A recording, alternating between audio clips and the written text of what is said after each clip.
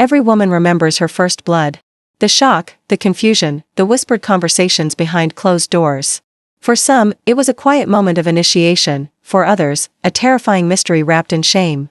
Menstruation is not just a biological function, it is a rite of passage, a silent revolution in a girl's body that marks her transition into womanhood. Yet, across cultures and continents, this natural process is shrouded in stigma, ignorance, and sometimes, outright danger. Want a happier, healthier family life? Hit subscribe now for science-backed secrets to better love, parenting, and self-care, delivered straight to your heart. Also tell me in comments that from where you are watching my video. Now let's start. The way we prepare our daughters for this journey, or fail to, shapes their health, self-worth, and future. Imagine a 12-year-old girl, let's call her Aisha, waking up to crimson stains on her sheets, her heart pounding with fear.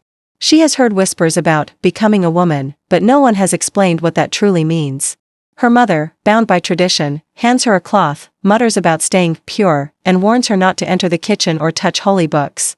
Aisha spends the next 5 days in isolation, convinced her body is something to be hidden, something dirty. Fast forward a decade, Aisha suffers from chronic infections because no one taught her about hygiene. She battles anxiety, convinced her periods are a curse. This is not just Aisha's story, it is the story of millions. The challenges women face around menstruation are staggering. In rural India, 23 million girls drop out of school when they start their periods due to lack of sanitation facilities. In parts of Africa, girls trade sex for sanitary pads because they cannot afford them.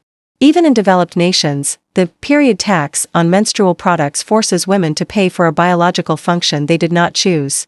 But beyond the socio-economic barriers lies a deeper crisis, the silence.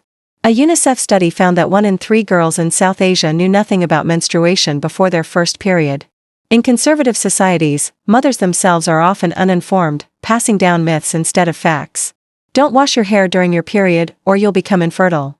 Don't exercise, or your flow will increase.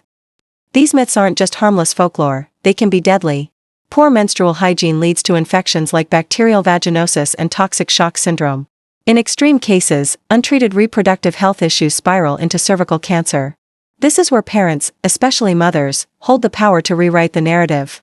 The role of a parent in menstrual education isn't just about explaining biology, it's about dismantling shame, fostering body literacy, and equipping daughters with the tools to navigate their cycles with confidence. The training must start early, long before the first drop of blood appears. At age 6, a girl should know the proper names of her body parts. By 8, she should understand that her body will change, and that's normal. By 10, she should be taught the basics of menstruation, not as a scary event, but as a natural, even empowering, process. But how? The key is repetition, normalization, and leading by example. If a mother cringes at the word vagina, her daughter will too. If periods are discussed in hushed tones, the child will internalize the shame. Instead, parents must weave menstrual education into everyday life. See this ad for pads? That's something women use during their periods. Want to see how they work? My cramps are bad today, that's why I'm using a hot water bottle. Sometimes our bodies need extra care. These small conversations demystify the process. Books like The Care and Keeping of You, American Girl, or Hello Flo can serve as allies, offering age-appropriate explanations. Practical training is just as crucial. Daughters should be taught how to track their cycles. Apps like Clue or Flow make it easy, how to choose sanitary products, pads, tampons, menstrual cups, each has pros and cons, and how to maintain hygiene, changing pads every 4 to 6 hours, washing hands, proper disposal. Fathers must be included in this education too. How else will they support their daughters or challenge period stigma in society? A study in The Lancet found that girls with involved fathers had higher self-esteem and better reproductive health outcomes. The consequences of poor menstrual education are not just physical, they're psychological. Girls who are shamed for their periods grow into women who hate their bodies. They hide their pain, ignore alarming symptoms, and delay seeking medical help. Endometriosis, a condition where uterine tissue grows outside the womb, takes an average of 7 to 10 years to diagnose because women are taught that painful periods are normal. PCOS, polycystic ovary syndrome, a leading cause of infertility, often goes untreated because girls don't know irregular cycles are a red flag. The ripple effect is devastating, generations of women suffering in silence. But there is hope. Schools in Sweden teach menstrual education to boys and girls alike, normalizing the conversation. In Kenya, grassroots organizations distribute reusable pads and run workshops where mothers and daughters learn together. Social media has become a battleground for change. Hashtags like period positivity and hashtag free the tampon are smashing taboos. Parents today have more resources than ever, they just need the courage to use them.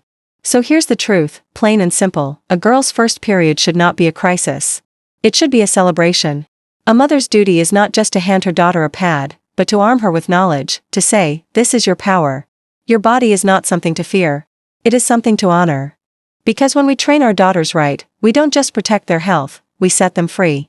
The blood moon rises. The cycle begins. And the world shifts, one educated girl at a time.